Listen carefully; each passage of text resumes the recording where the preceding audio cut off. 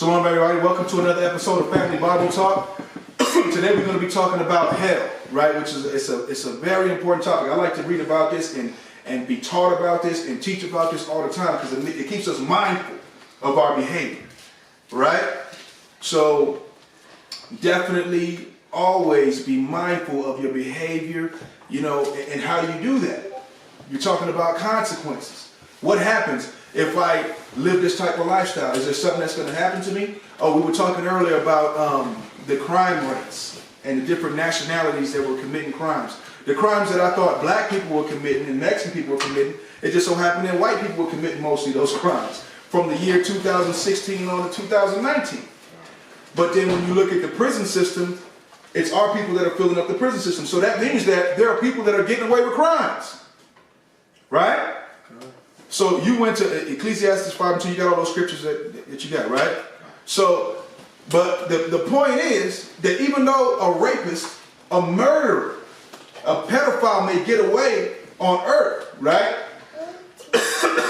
And never go to jail for his crimes, there's a punishment for that person. For all those doctrines that don't believe, you telling me that these people, they do all this heinous stuff on the earth, and then they die and nothing happens. Poof. Right? No, the Most High ain't like that. The Creator ain't like that. There's a place for people that choose to live wickedly. Right? Go ahead. Go ahead. All the way from the book.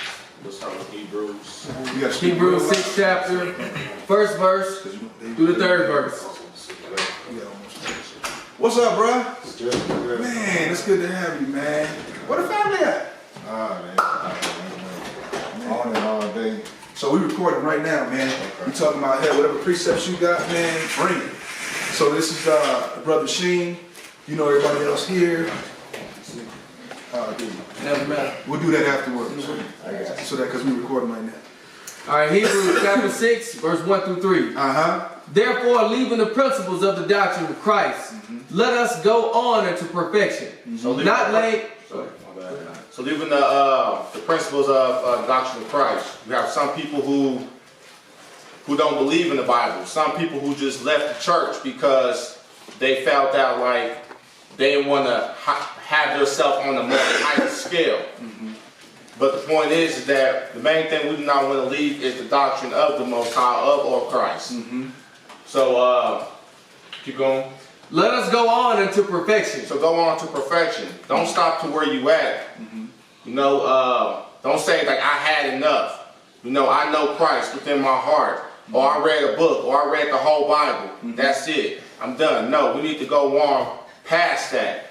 Keep going. Not laying again the foundation of repentance from dead works and of faith towards God, of the doctrine of baptism and of laying on of hands and of resurrection of the dead, Let's go. Romans 3. No, let me keep reading. and of eternal judgment. And this So that's we will do. that's the point that you needed to get out of this, right? Because the doctrine of Christ, we read about baptism being a part of the doctrine of Christ.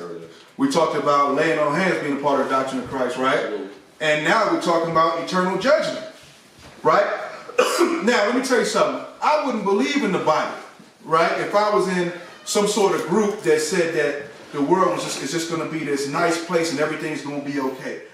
The Bible don't say that. If I was in a religion that was teaching me that, I wouldn't even believe it.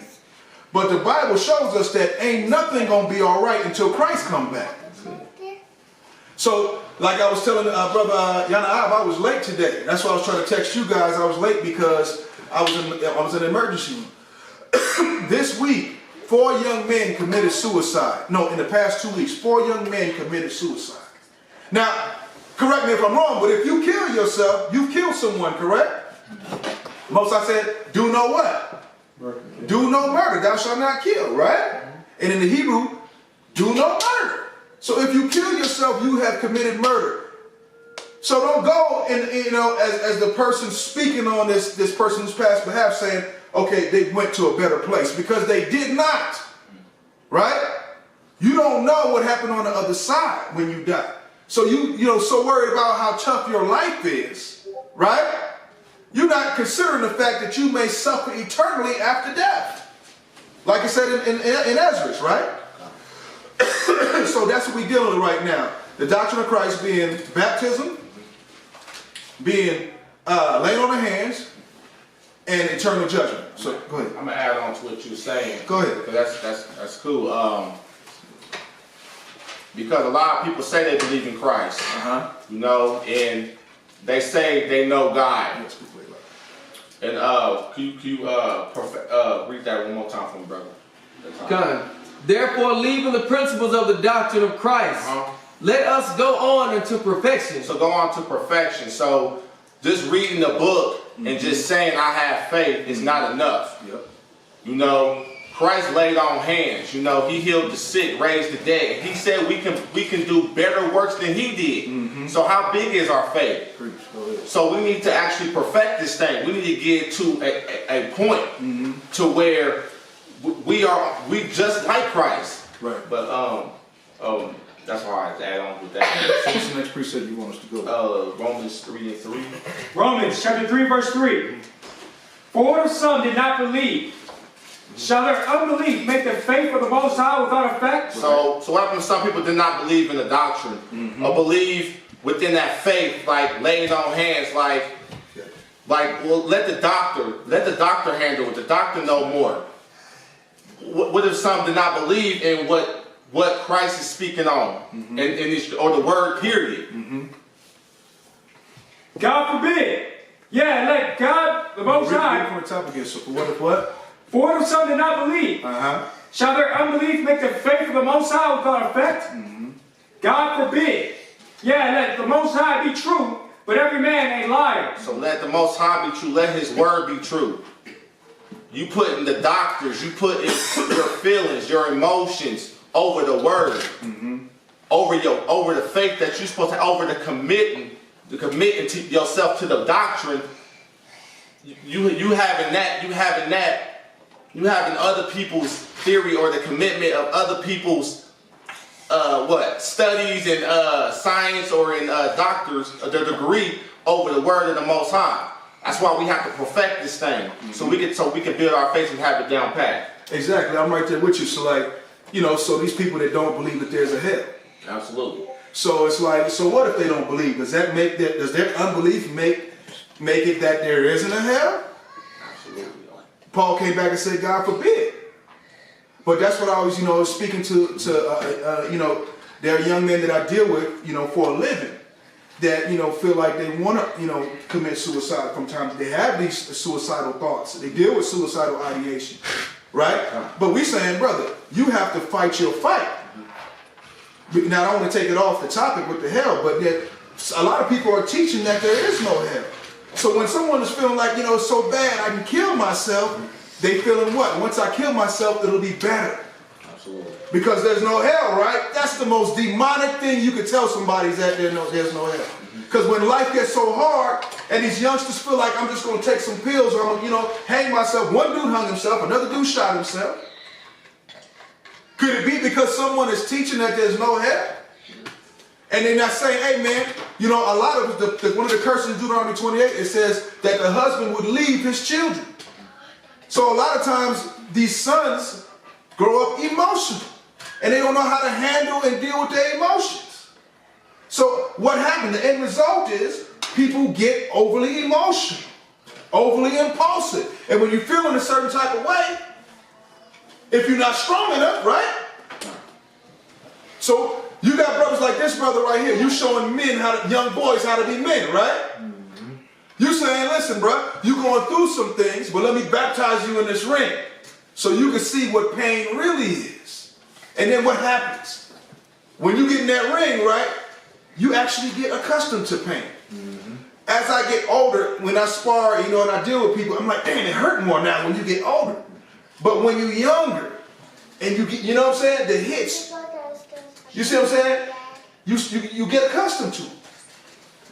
They tell you, if you hit your child on the chin, this is what they say, I don't know if it's true, you actually toughen that area. I used to hit him on the chin when he was little. And it's supposed to toughen that area, but it's that way with the rest of the body. Because when you get a scab, right?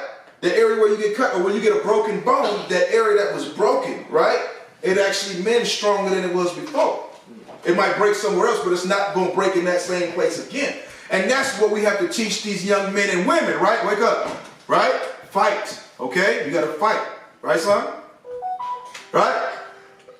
So we're teaching them, listen, fight your battles. We're not going to say there's no hell, and then now you're going through the worst thing that ever happened to you in your life, and you thinking there's no hell. I just do this and it'll make it better. And then you find yourself eternally in torment. Go ahead, man. I didn't mean to take you up. No, you're good. And I like that you said that, because some people don't want there to be a hell, because some people do not want to be held accountable. You know, so it's best not to even think on the hell or think everybody. But you know, why? You know, for a righteous person, you know, why wouldn't you want to? Why wouldn't you want there to be a place that you can get reward, or that you couldn't get rewarded for doing your works? You know, so just like there's a place for reward for the righteous, there's a place for the wicked too. So do you have anything? Keep going. Let's get Ecclesiastes. yes. 5. Ecclesiastes chapter 5 verse 1. Set not thy heart upon thy goods, and say not, I have enough for my life. Follow not thine own mind and thy strength to walk in the ways of thy heart. So again, that's touching on Romans. You know, you don't want to set your heart just on your goods. You want to keep striving for that perfection. You want to keep on enduring. You don't want to just cling to your heart, because your heart clings to what? Your thought, your emotions. Well, this is what I think. This is how I feel. Well, it's not about what you feel. It's about what the word says. Go ahead. And say not, who shall control me for my works? For the Lord will surely revenge thy pride. So because we're going to be talking about hell, right? So it says, who's going to control me for my works? Let me tell you something. There are people out here that boast against the Most High. Who's going to stop me? I can be a man and go get me a sex change and turn myself into a woman, or vice versa. They have no fear of the Most High. Go ahead. So keep it short. Read to the point. Go ahead. Read on. Say not, I have sinned, and what harm hath happened unto me? I sinned, and ain't nothing happened to me. Right? Because hell is not on earth. Go ahead. For the Lord is long suffering. He will in no wise let thee go. Check that out. Is that it on that? Verse 5. Go ahead. Keep going. Where you at? Isaiah 5. All right. So you get 5 and 1, and then I'm going to read at 13. So you read down to verse 13. So right now we're going to Isaiah 5 and 1. So that's where we're at. Isaiah the 5th chapter. Go ahead. Isaiah chapter 5 verse 1. Now will I sing to my beloved a song of my beloved touching his vineyard. This is the Most High, right? His beloved is us. And we're going to find this out. The children of Israel, the people of Negro and Indian descent, and those people in the South Pacific Islands, and those of that descent scattered throughout the four corners of the earth, right? Go ahead. My well-beloved hath a vineyard in a very fruitful hill. And he fenced it, and gathered out of the stones. How did he fence it? With the scriptures, right? In the book of Sirach, it said what? When no hedges, the possession is spoiled. This man is a father. I'm a father. He's a father. He's a father, right? We're hedges for our families, right? We make sure that the demons stay out to the best of our abilities, and the good people stay in. And we use the scriptures, right, as that protection or that fence, right? Go ahead. And planted it with the choicest vine. The choicest vine, love, faith, righteousness, keeping the feast days, unity amongst brethren. All that makes the fence even stronger, right? Go ahead. And built a tower in the midst thereof. Now the tower represent what? What's the name of your oldest boy, Yanai? My oldest? Yeah. Davon. Huh? Davon. That's the tower. That's my oldest. That's the tower. Your oldest boy, DJ, that's the tower, right? The oldest one usually watches out when the father's gone, right? It said, when a strong man died, he grievous his enemies, because he has left behind one that is just like, he has left behind one that is like unto himself. Not just like him on the football field, because that don't matter, right? Just like him in that word. So the enemy that he grieves is not the other football or the basketball team, it's the devil. Right? Go ahead. Go ahead. And looked at it bring forth grapes, and brought it forth wild grapes. So instead of now, you know, the teaching and everything, bringing forth good grapes, it brought forth wild grapes. That's pretty much where Israel is. Who was the teacher at first? Moses was given the law, right? The Israelites, it says, you only have I known of all the families of the earth, right? He said he gave us statutes and commandments unto Israel. He gave us this law, he gave us the prophets, and what did we do? We turned around during the time of Christ and looked at Pontius Pilate and said, and pointed to Christ and said, crucify him. Caesar is our king. And then they said, let the blood be upon their heads and upon their heads of their children. Now guess who their children are? And you wonder why we're suffering right now. Why in 2 weeks, four Israelites didn't kill themselves. Because of those people. We have to correct the mistakes of our forefathers by serving the Most High correctly. Read. And now, O inhabitants of Jerusalem, and men of Judah, judge, I pray, between me and my vineyard. Go ahead. What could have been done more to my vineyard? He said, well, I'm sorry, go ahead, Salah. What more? What could have been done more to my vineyard that I have not done in it? This is the way the Most High is thinking. This is the way a lot of families are right now. Parents are in a pickle. Right? Because they're trying to do what they can for their children, but because of the way society is, some of these kids are still off the chain, and the parents is trying everything they can. The Most High is saying the same thing. He's saying, listen, I gave you the Garden of Eden. Then I gave you the kingdom during the time of Solomon. Right? You didn't want to listen, so I said I'm going to go on the other side of the spectrum, right? And I'm going to put you in captivity. Deuteronomy 28 and 68. Deuteronomy 28 and 64. A nation will come from far, from the other part of the earth, to this part, to that part of the earth, and bring you into captivity. A nation whose tongue you shall not understand, right? I'm going to do all that. What more can I do for you? This is what the Most High is saying. Right? Go ahead. Wherefore, when I looked at it to bring forth grapes, brought it forth wild grapes. But now the people is wild. Right? And if the Most High couldn't get everybody, how do we expect to get everybody? And that's the beautiful thing about us. But that's why we're talking about hell, because the people that want to be wild is a place for them. So I don't want to go no more into that one. You know what I'm saying? Because I want to get right into the hell now. Let's go. Where you at? Verse 13, right? Yeah, let's get 13. Let me jump down. 13, 15. Then we're gonna go to Yeah.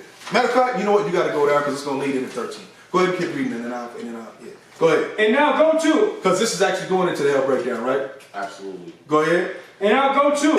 I will tell you what I will do to my vineyard. I'm going to tell you what I'm going to do to the children of Israel. Go ahead. I will take away the heads thereof. I'm going to take away their leaders. And I'm going to give them leaders that's going to cause them to do stupid stuff. Right? So instead of Malcolm X now, we got the mumble rappers. You understand what I'm saying? Whoa, what a change. Change is going to come. It's been a long time coming. Right? I'm going to take away the leaders like Marcus Garvey and replace them with the mumble rappers. I'm going to take away the men who were strong and leaders of their families, fathers who held marriages for 60 years, and replace those guys with guys who, when they sag so hard, you see their entire drawers. like, you know, you see the whole drawers, like, come on, man, like, at least, just, you know. And they have skinny jeans. And then they got the skinny jeans on the match. Sagging skinny jeans. This is where we at now, people. Go ahead. And I will take away the heads thereof, and it shall be eaten up, and break down the wall thereof. Look at how we living. Look at the condition of our people. The Most High is talking about us. Go ahead. And it shall be trodden down. And I will lay it waste, and it shall not be proved, nor dig, but it shall come up briars and thorns. Let me tell you something. Our people are laid waste. Right? Here's what happens, right? You might say, well, black people are doing okay. But what happens, right, is now our culture, where a couple years ago, right, you might have looked at a Sam Cooke song and said, man, I'm so happy to be a part of this culture. Isaac Hayes, right? Michael Jackson even. You know, I can't even. Frankie and Beverly. Motown. Marvin Gaye. Muhammad Ali, I'm the greatest. But now, because we don't have our own identity, our culture is now absorbed into American culture. So it's as if we really don't exist anymore. But we're still the subculture. The Most High tells you, I'm going to read this right quick. Deuteronomy 7 and 6. I'm going to read this myself, right? Real quick. Excuse me for moving slow there. Deuteronomy 7 and 6. It says, for thou art a holy people unto the Lord. The Most High speaking to the Israelites. He said, the Lord thy God has chosen thee to be a special people unto himself, above all people that are upon the face of the earth. So it would behoove you to find out who the Hebrew Israelites are. But now it tells you in these scriptures that when the actual Hebrew Israelites are above all nations, we're not going to treat the other nations unrighteously. Everything will be righteous. There will be no unrighteousness where you're going to treat somebody unrighteous. You feel me? It will be a just civilization. But we are actually a subculture. We are not, by and large, the hierarchy of the earth, and yet still our culture has been absorbed into, it's sucked into the American culture. Now they call everybody niggas now. Right? Well, nigga, they say it meant ignorant, but in the Bible, nigga meant what? Black. Read on, bro. Where we at? And in verse 6. Uh-huh. I will also command the clouds that they rain no rain upon it. Rain always represented blessings. So for by and large, our people, the blessings is not really it. You know what I mean? And I don't want to be sounding like a, what you call it, a prosperity teacher, right? The true blessings are what? Love, patience, the ability to take low, the ability to be hurt and still forgive. Now that's a blessing. I'd rather have that strength, right? To be hurt to my core and still forgive than to get a $300,000 house. That's the real blessing, right? Go ahead. Go ahead. For the vineyard of the Lord of hosts is a house of Israel. Check that out. That's what we said. Go ahead. The men of Judah, his pleasant plant. Uh-huh. He looked for judgment, but behold, oppression. It said the men of Judah is his beloved plant, right? The men of Judah looked for what? Looked for judgment. But instead came what? But behold, oppression. When have we seen Jewish people being oppressed? Yeah. When you think of oppression, you don't think of the Holocaust. You think of slavery. Go ahead. For righteousness. But behold, a cry. Uh-huh. Woe unto them that join house to house, that lay field to field, till there be no place. That's what they're doing. It says, as it was in the days of Noah, so shall it be in the time of the coming of the Son of Man, right? So what are people doing? Building, they're working, they're living their lives completely void of the understanding of what you're supposed to do for the Most High. You know how many people just don't care about what the will of the Most High is? You know what I'm saying? All the people on your job. Are they saying, hey man, I gotta make it to the Sabbath class? We actually have a guy who's going through a sex change right now. Oh! What did your boy say? This is a miracle. This is a miracle, right? So you're gonna have a sex change garbage guy doing his thing, right? But the Most High says what? I have laws. If I created you to be a man, you should probably be a man. So if you choose to go against that law, this is what we're talking about. Hell. Because if I run a red light and the cop pulled me over, I can't look at him like he's crazy. Right. I run the red light, I got to get that ticket. If I kill somebody on purpose and I got to do my 25 to life, then that's what I got to do. So how can we be that logical when it comes to the law of the land, but not have that same mentality when it comes to the law of the Creator? Go ahead. till there be no place, that they may be placed alone in the midst of the earth. Go ahead. In my ears, said the Lord of hosts, of a truth, many houses shall be desolate, even great and fair, without inhabitants. Yeah, 10 acres of vineyards shall yield one bag. It's not fruitful like it used to be. That's why most of the food we eating is genetically modified. Go ahead. And the seed of the homer shall yield an ephah. Go ahead. Woe unto them that rise up early in the morning, that they may follow strong drink. Getting after their vices. Weed smoking. They use those as crutches instead of believing and trusting in the Most High. Smoking, drinking, partying, all that to make you feel better as opposed to fasting. Being with family. Right? Counseling one another, strengthening one another. We're using the wrong crutch. The crutch is the Most High. The crutch is the body of Christ. Go ahead. That continue until night. Till wine inflame it. See that? Go ahead. The harp and the viol and the tabret and pipe and wine. So they're so busy partying to make themselves feel better. Go ahead. Are in their feasts. But they regard not the work of the Most High. But they ain't worried about doing the work of the Most High. That's why he said in the scripture, it says you dwell in your sealed houses, meaning you're doing the work in your house, but you let the house of the Most High lie waste. So I have to look at that scripture all the time. That scripture hits me. And I'm like, oh, I got to make sure that I get with the brothers and sisters, right? Because I can't just be working in my house and let the house of the Most High lie waste. So that's why I'm thankful for every single one of you brothers and sisters. You know what I'm saying? Go ahead. Neither consider the operation of his hand. Check that out. Therefore my people are gone into captivity. Check that out. So when have Jewish people gone into captivity, my brother? You ever read about that? I heard about the Holocaust, but that's not quite captivity, is it? We talking about the men of Judah, right? He said, therefore my people have went into what? Captivity. Now we in Isaiah, we not in Genesis. Right? Go ahead.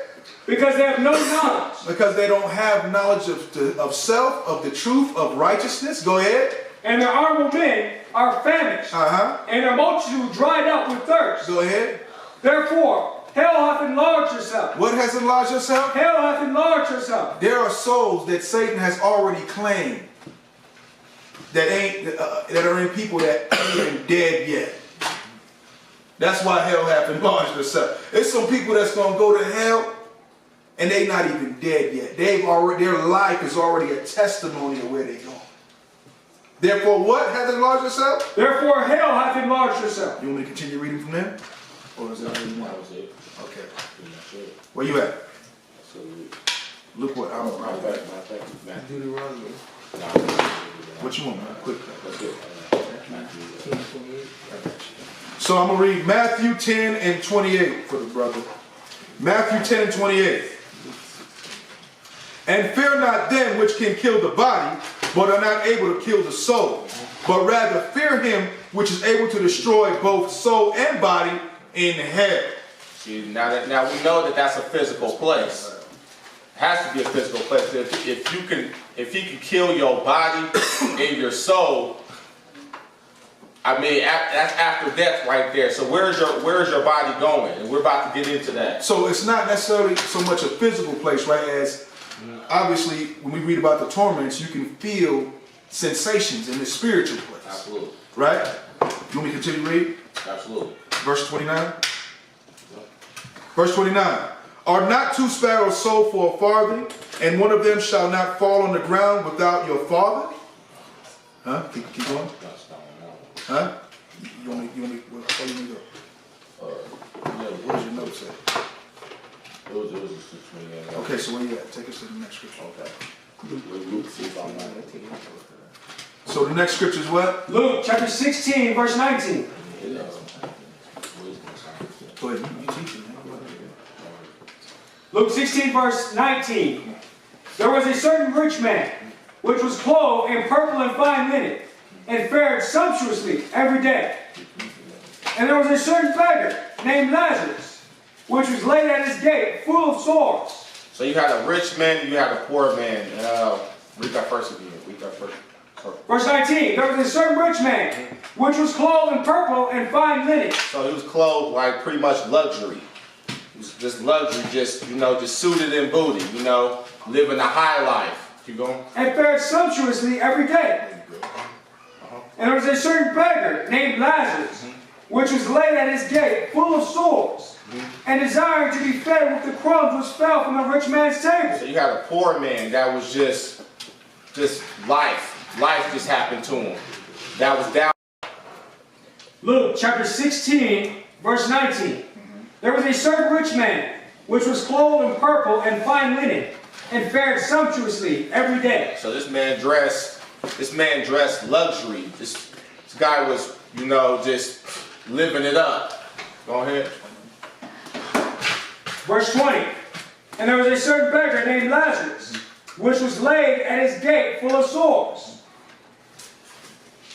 desiring to be fed with the crumbs which fell from the rich man's table. So now this poor man, he was a beggar, just pretty much wounded up, under this rich man's hand. Keep going. And it came to pass, the beggar died, and was carried by the angels into Abraham's bosom. So the key word is this man died, he passed away. So he went to an afterlife. Let's see where he went to his afterlife today. It says, and it came to pass, the beggar died, and was carried by the angels into Abraham's bosom. And the rich man also died, and was buried. And in hell lifted up his eyes. So in hell he lifted up his eyes. Let's see what's going on at this specific place. Being in torments. Being in torment. And seeth Abraham afar off, and Lazarus in his bosom. So now this rich man can physically see in this place Abraham from the far off with Lazarus with him. Keep going. And he cried and said, Father Abraham, have mercy on me, and send Lazarus, that he may dip the tip of his finger in water and cool my tongue. So it must have been hot in there. For I am tormented in this flame. But Abraham said, Son, remember that thou in thy lifetime received thou good things, and likewise Lazarus evil things. So now he's going back. He said, remember in thy lifetime you was receiving the good things. So apparently this must have been the time that he was living. You know? But now he is comforted, and thou art tormented. So now he's tormented. God's comforted. Nazareth is comforted, and he's going through torment. What's that? Just keep going. You talking, you teaching people. But Abraham said, Son, or Slack, and beside all this, between us, us and you, there is a great gulf fixed, so that they which would pass from hence to you cannot, neither can they pass to us. So now let's go back real quick on what the rich man is seeing with Lazarus, or from far off in Abraham's bosom. Let's get Wisdom of Solomon chapter 5 and start verse 1. Start verse 1. Start verse 1. Chapter 5, verse 1. Then shall the righteous man stand in great boldness before the face of such as have afflicted him, and made no account of his labors. So they didn't even speak on, like, man, try to, give him the benefit of the doubt. Yep. Keep going. When they see it, they shall be troubled with terrible fear, and shall be amazed at the strangeness of his salvation. Because they didn't believe. Preach. Keep going. So far beyond all that they looked for. And they repenting and groaning for anguish of spirit shall say within themselves, this was he whom we had sometimes in derision, and a proverb of reproach. We fools accounted his life madness, and his end to be without honor. How is he numbered among the children of God? So now look at this rich man. Let's go back into the rich man story. He's now looking at Lazarus now like, dang, we didn't see no purpose. I didn't see no life. I didn't see him being on the other side, being in comfort. I didn't never see him being in such a higher place than I am at this time. That's right. So now, anybody want to add on to that? No, you good. Keep it flowing. Okay. So let's go back to, where we at right now? What verse is that? 5. Let's go, start verse 26 and Luke 16 and 26. And beside all this, between us and you, there is a great gulf fixed, so that they which would pass from hence to you cannot. Neither can they pass to us. So go ahead. That will come from thence. So now look at this. You got you got the wicked and you got the righteous. So even if the righteous, wanted to, they couldn't even pass that golf fix to actually try to help or show some sympathy to the unrighteous.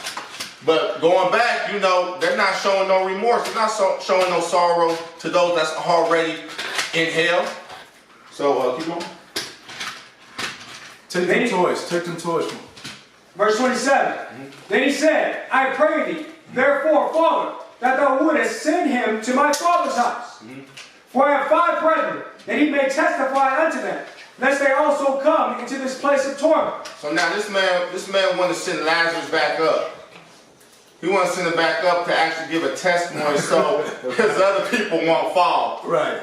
They end up in the same place that he's at. But ain't that how it be though? He still think that he over Lazarus, even though he burning in hell. Absolutely. He still, from hell, sees Lazarus as a subordinate. Send Lazarus up. I remember he was a bum and I was a rich man. Send him up.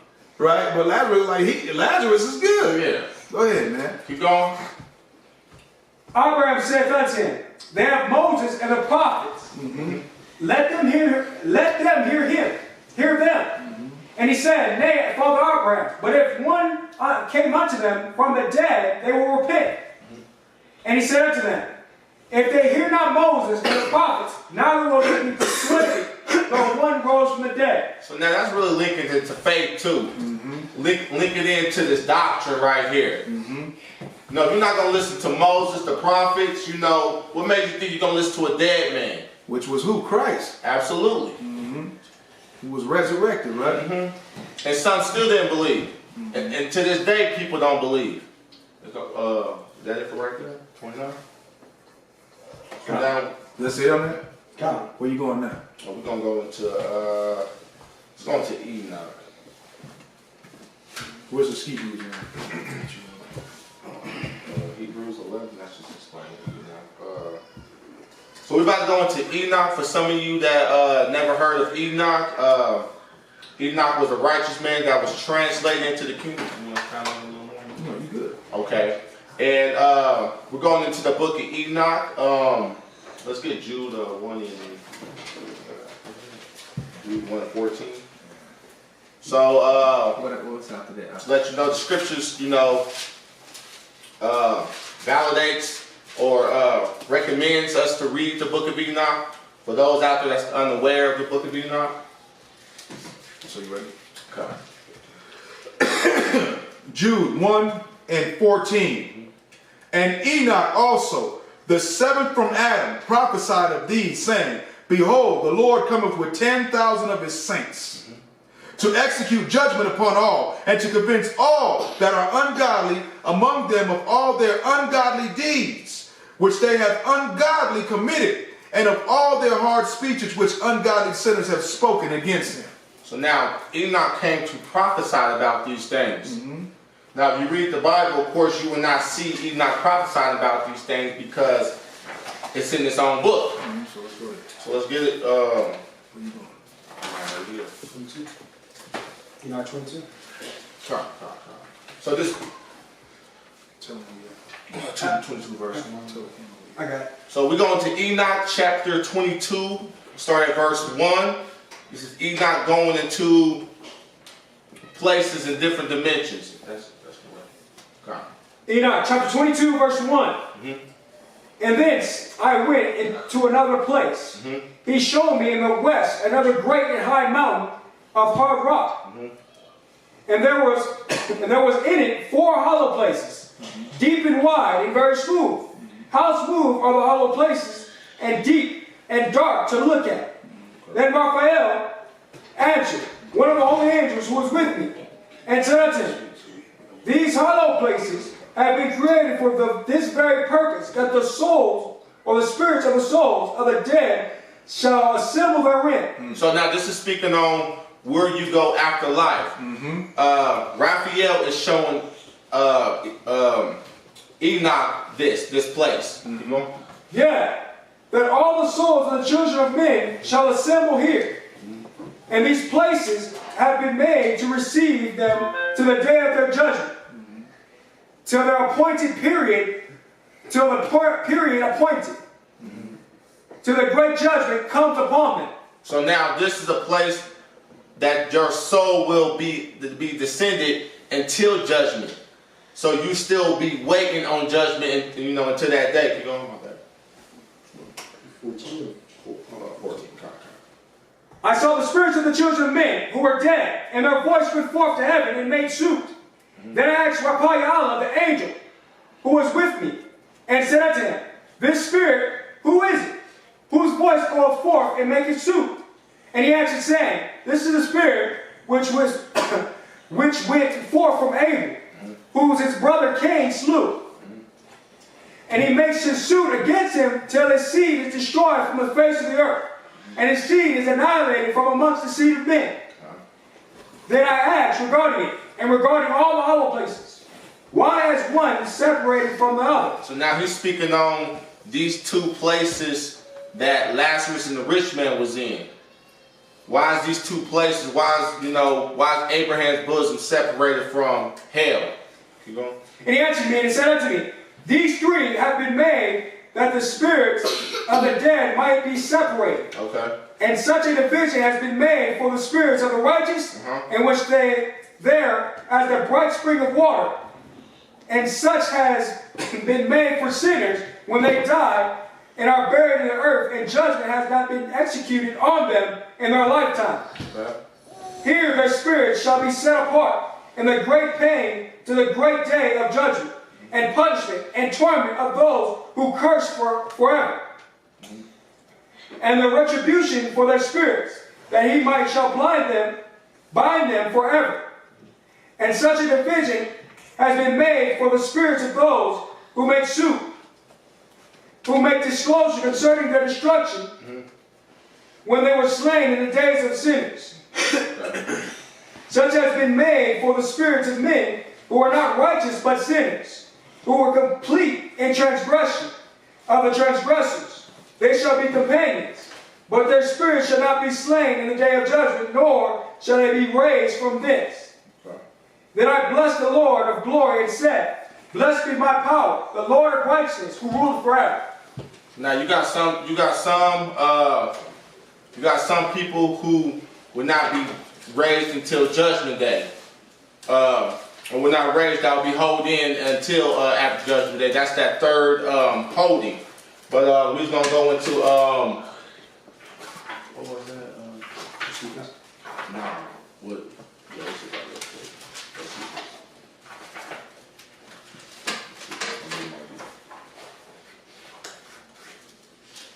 I'm just reading Josephus. We'll get no scripture on the road now.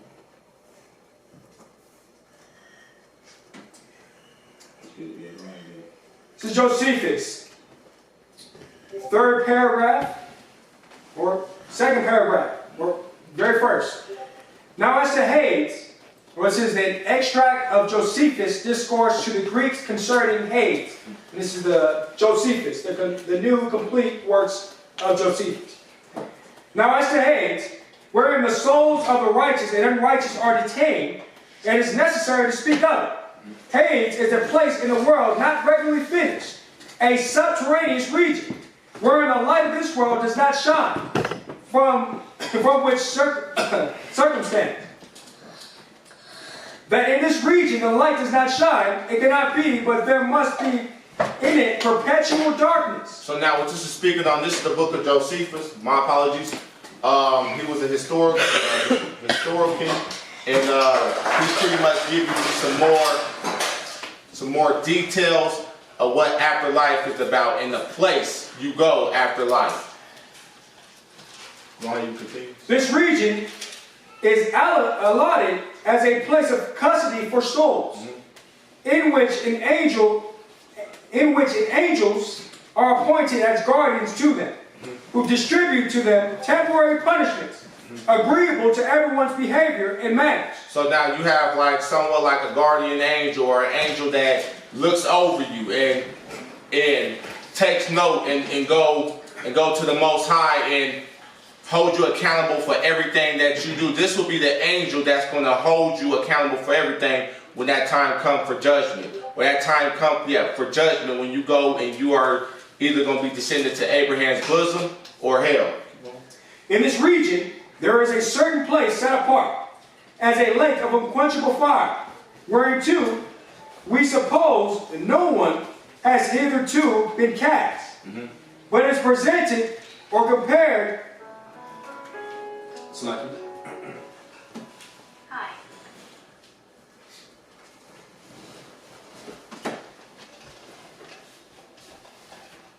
In this region, there is a certain place set apart as a lake of unquenchable fire, whereunto we suppose no one has hitherto been cast, but it is prepared for a day foredetermined by the Most High, in which one righteous sentence shall deservedly be passed upon all men. My God.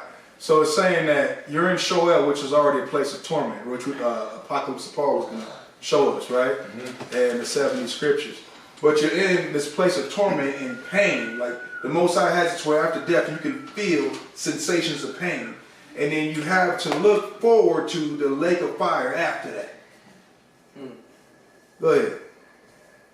When the unjust and those who have been disobedient to the Most High and have given honor to such idols as have been the vain operations of the hands of men, as to God himself, shall be adjudged to this everlasting punishment, as having been the curses of defilement, causes of defilement. So, man, that's, Go ahead. so man, that's crazy. You know, it's like living like 30 years, 40 years on this earth, you know, being rich, famous, whatever. All this for eternity in hell. And after going through the torments in hell, that's pretty much just a walk in the park, you know? Get your eyeballs plucked out or your hand chopped off, whatever. It's not going to be nothing like the lake of fire for eternity. That's why I thought I add that in there. While the just shall obtain an incorruptible and never fading kingdom. These are now indeed confined in Hades, but not in the same place wherein the unjust are confined. For there is one descent into this region, at whose gate we believe there stands an archangel with a host, which gate when those pass through that are conducted down by the angels appointed over souls, they do not go the same way.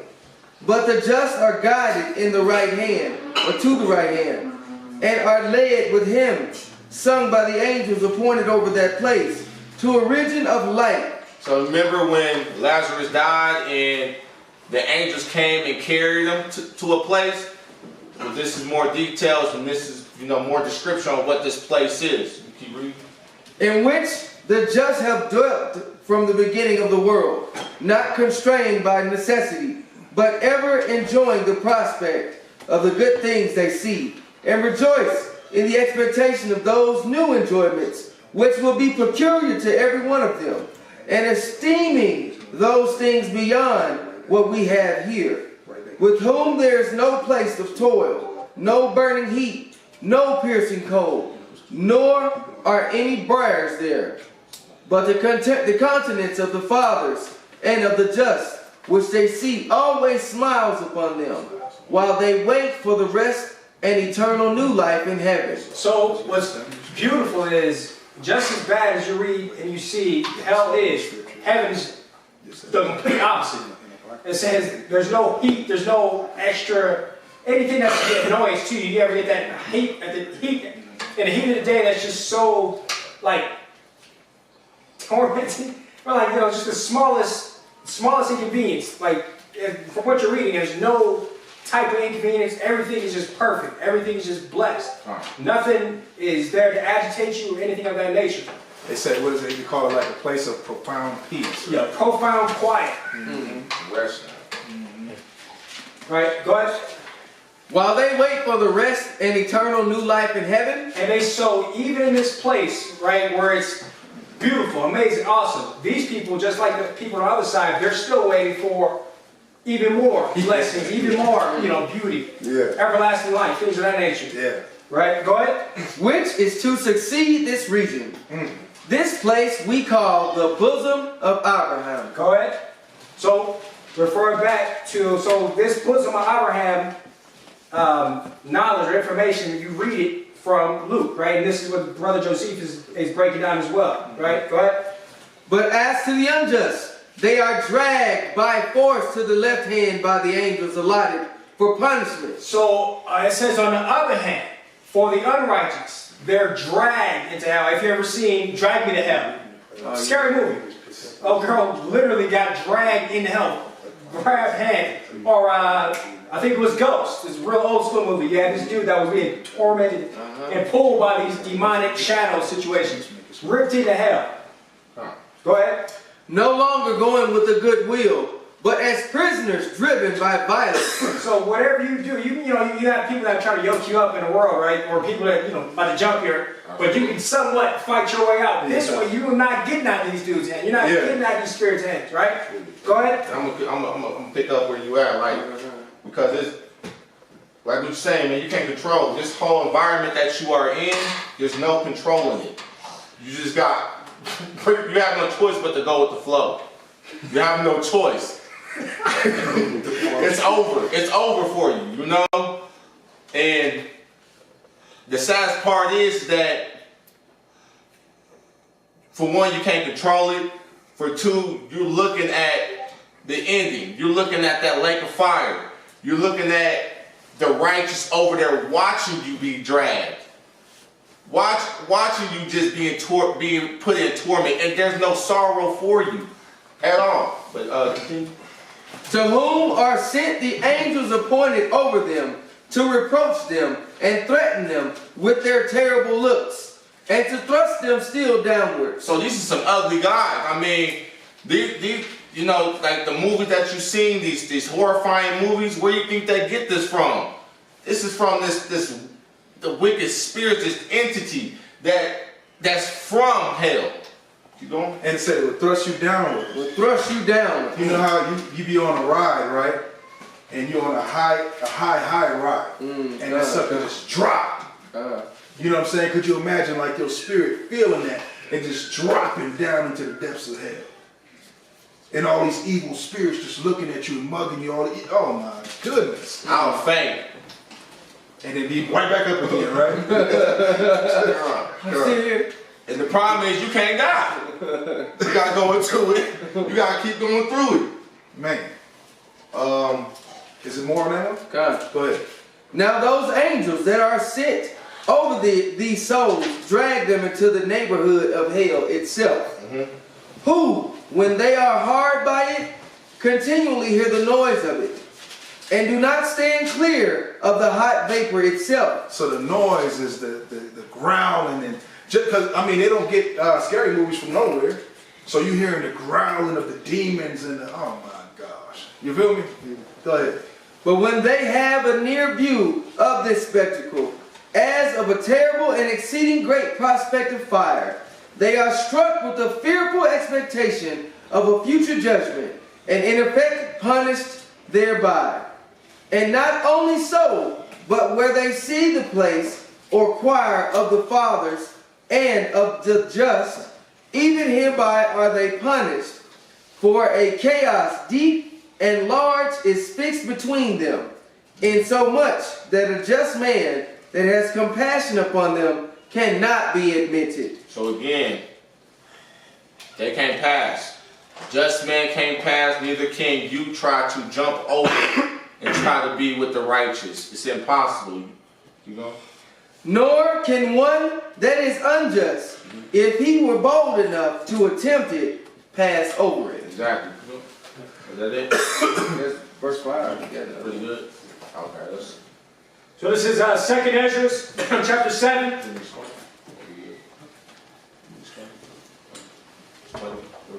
What? No, you're good. So this is 2nd Ezra, chapter 7. This is of the 70 missing verses. This is 2nd Ezra, chapter 7, verse 75. So now this is getting more in detail of where the righteous go and what they will go through, and what the unrighteous will go through. I answered and said, if I have found favor in your sight, Ahayah, show me this also to your servant, whether after death, as soon as every one of us yields up the soul, we shall be kept in rest until those times come when you will renew the creation, or whether shall we be tormented at once? So this is Ezra asking, show me after death, where do we go? Keep going. He answered and said unto me, I will show you that also. But do not include yourself with those who have shown scorn, or number yourself among those who are tormented. You in the secret 70? Okay, good.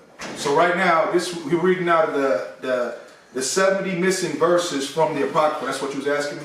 So in this Apocrypha, right, we're supposed to be reading out of 2nd Ezra, the 7th chapter, right? But there are 70 missing verses from the 7th chapter. And that's what he's reading now in the Anatolic Apocrypha, right? So go ahead. For you have treasure of works, stored up with the Most High, but it will not be shown to you until the last times. Now concerning death, the teaching is, when the decisive decree has gone out from the Most High that one person should die, and as the spirit leaves the body to return again to him who gave it, first of all, it adores the glory of the Most High. It is one of those, if it is one of those who have shown scorn and have not kept the way of the Most High, who have despised his law and hated those who fear the Most High, such spirit shall not enter into habitation, but shall immediately wander about in torment, always grieving and sad in 7 ways. The first way, because they have scorned the law of the Most High. The second way, because they cannot make good repentance so that they may live. So now the first way is like you got people who say the law is done away with. There ain't no God. Just speaking blasphemy against the Most High. That's the first thing they see. The second way, there ain't no repentance. There ain't no recovering off this. The third way, they shall see the reward laid up for those who have trusted the covenants of the Most High. Like the rich man see Lazarus. The fourth way, they shall consider the torment laid up for themselves in the last days. The lake of fire. The fifth way, they shall see how the habitation of the others are guarded by angels in profound quiet. The sixth way, they shall see how some of them will cross over into torment. The seventh way, which is worse than all the ways that have been mentioned, because they shall utterly waste away in confusion, and be consumed with shame, and shall wither with fear at the seeing the glory of the Most High, in whose presence they sinned while they were alive, and whose presence they are to be judged in the last time. So for those who don't believe in God, don't believe in the Word, when you end up in hell, your mind, your spirit, your soul's going to be so confused off of the power that you have denied since you was living. I mean, it's just going to be just straight a blank, like your heart line's going to be flat if you have a heart. That's it for the point. Keep going. Okay. So that's it for the unrighteous. Those are the 7 things that you're going to see while you're in hell. Now this is the order of those who have kept the ways of the Most High. When they shall be separated from their mortal body, during the time that they lived in it, they laboriously served the Most High and withstood danger every hour, so that they might keep the law of the lawgiver perfectly. Therefore, this is the teaching concerning them. First of all, they shall see the great joy and the glory of him who received them, for they shall have rest in 7 orders. The first order, because they have striven with great effort to overcome the evil thought that was formed with them. So look, now Lazarus, I'm pretty sure he wasn't tempted, during this time of, him being poor, physically down. He didn't want to go see no doctor. He already knew the methods that they was going to use against him. So what did he do? He used faith. And he walked it all the way out to death. Can you continue? So that it might not lead them astray from the life into death. Exactly. The second order, because they see the perplexity in which the souls of the ungodly wander in the punishment that awaits them. The third order, they see the witness that he who formed them bears concerning them. That throughout their life they kept the law with which they were entrusted. The fourth order, they understand the rest that they now enjoy. So let me read this on that real quick, because there's a part we missed in the discourse of Hades. It says, this is from the extract of Josephus' discourse to the Greeks concerning Hades. It says, this is the discourse concerning Hades, right? Because in Hades you got Sheol, which is the place of torment, and the bosom of Abraham, the place of peace. This is the discourse concerning Hades, wherein the souls of all men are confined until the proper season, when the Most High has determined when he will make resurrection of all men from the dead. You got that in Corinthians, right? The resurrection, right? It says, not procuring, check this out, the transmigration of souls from one body to another, right? But raising again those very bodies which you Greeks seeing be dissolved. So that's why we're not supposed to cremate, right? And we don't, and it's shown right here that we don't believe in what's it called, reincarnation, right? That the soul transfer from one body to the next, but that your soul will be raised in that same body. And so upon the resurrection, that body that you died in, if you was righteous, will be changed into an uncorruptible super body, according to the scriptures, right? And it says, but being raised again, those very bodies which you Greeks seeing be dissolved, cremation, do not believe, but learn not to disbelieve it. For while you believe that the soul is created and yet is made immortal by the Most High according to the doctrine of Plato, and this in time be not incredulous, but believe that the Most High is able when he has raised life to the body, which is made a compound of the same elements, right? So the earth is like compacting that body in the elements, preparing it and keeping it ready for that resurrection, because we came from the earth. So when that body's in the earth is keeping that body ready for resurrection. Make it immortal, for it must be never said, right, of the Most High that he is able to do some things and unable to do others. So pretty much he's preserving it. He's preserving that body. He said, we have therefore believed that the body will be raised again. For although it be dissolved, it is not perished. For the earth received its remains, right? And preserves them. And while they are like seed, how beautiful is that? In the earth, right? While that dead body is like seed and mixed among the more fruitful soil, they flourish, right? And what is sown is indeed sown. And just like when you see the worms, what really makes that soil rich, right? You know what I mean? The worms, they making that soil rich, right? And what is sown indeed sown bare grain, but the Almighty sound Creator and the Creator, by the Creator, it will sprout up and be raised and clothed and glorious in condition, which is what you're about to read. You want to get that right quick? So we'll just go right there. Where you at? 1 Corinthians 15? Is that what you was going to? No, is that was a part of your class? Right here. Okay, read that right quick. 1 Corinthians 15 and what? 15 and 51. So read that. I'm going to continue to go ahead. Tell me when you got it. Right? I'm going to read this. You got it?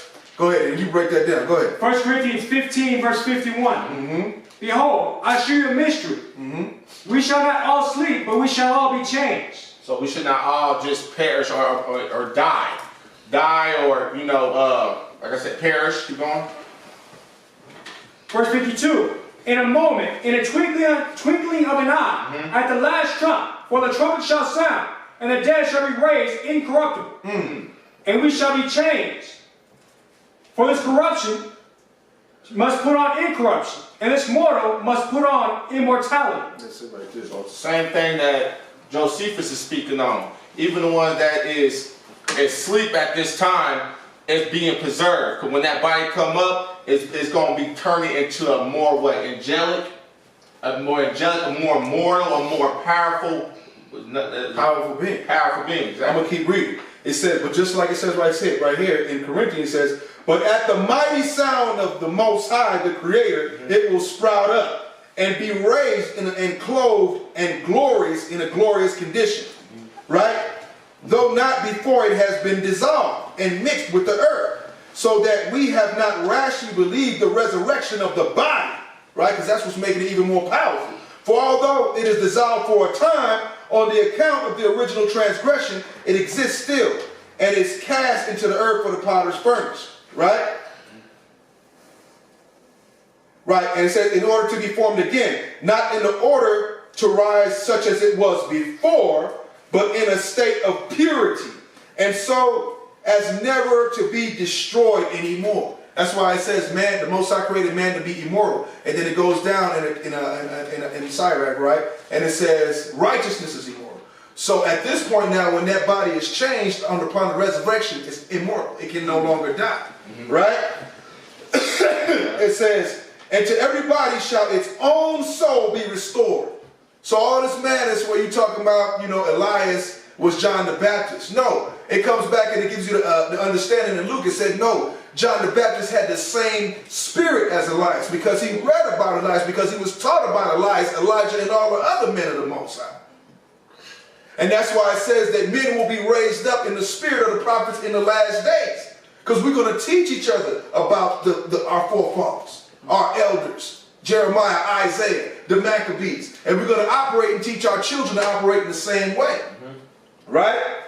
And to everybody shall its own soul be restored. So no reincarnation there.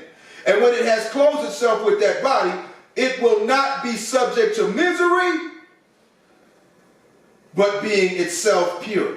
Now I'm going to jump down. It says, but, now since we're talking about hell, as for the unjust, right, they will receive their bodies not changed. What? So if you die with a missing limb, you coming back with that missing limb. If you died with sores and pains and, you know what I'm saying, you coming back with all that. Internal cancer took you out, you coming back. You coming back with it.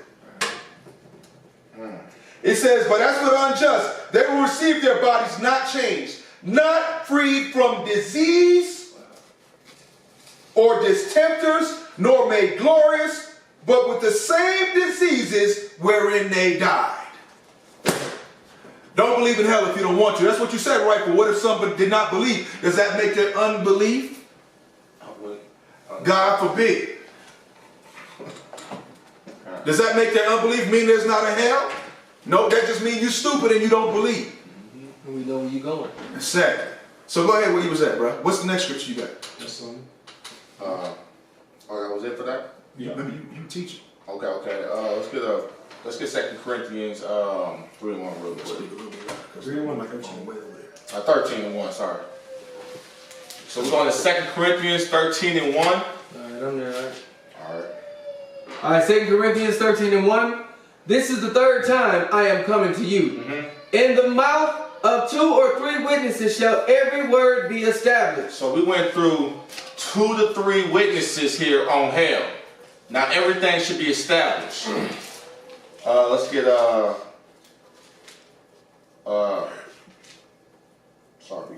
Where you at?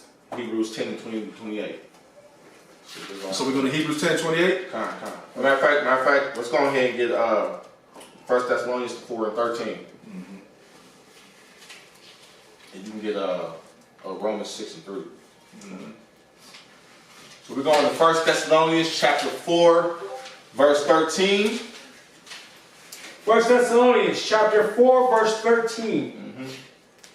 But I would not have you be ignorant, brethren, concerning them which are asleep, and ye not sorrow, and ye sorrow not, even as others which have no hope. For if we believe that Yeshua died and rose again, even so them also which sleep in Yeshua will the Most High bring with him. So now this is for people who lost loved ones. You know, if you got loved ones, Scripture tells you, sorrow, don't sorrow too much. You know that they believed in Christ. They will rise with Christ. If they follow the law, they will rise within Christ. Let's see. What was that? That was in 13? Okay, let's read 63. Romans 6. Let me get one before Hebrews 9:27, because we talked about that resurrection, right? And then we have brothers out there that believe in the reincarnation. So I'm going to read Hebrews 9:27. It says, and as it is appointed unto men once to die, right? You die once, but after this, the judgment, right? So you don't necessarily, you're not going to go to the lake of fire right away, but if you was wicked, you are, after death, immediately going to Sheol, the place of torment, right? You die once, you're judged once. And this ain't no thing where you got 1,000,000 lives to choose from. So the life you live in, you better value it. and treated right. Absolutely. Right? Where you at? Romans 6 chapter 3rd verse. Know ye not that so many of us were baptized into Yeshua Christ, were baptized into his death. Now, you got some people, when you baptized into Yeshua's death, it's the same thing when people die. You believe, you follow the commandments. You want to elaborate on that a little bit? Go ahead, you good. Okay. You believe, you follow the scriptures, you have faith. Your faith was just unstoppable. So when Christ will rise at that time of judgment, that person, that individual, that person who believed will rise with him. So that showed you if they sleep within Christ, when Christ rises, they're coming along with him. So if anybody want to add anything? You good. Where you at? What's the next scripture? That was to be honest, that was it. That was the last one you had? I mean, So that's a beautiful thing, man. With that, man, this is your first time teaching, right? So we want to give brother a little hand for that. Excellent lesson, brother. I appreciate you, man. Ain't nothing better than getting with young brothers in this word, man, listening to because the Most High said, out of the mouth of babes, this truth is going to come, right? So with that, we hope you value and got something out of this hell breakdown. And with that, we want to say shalom. Shalom.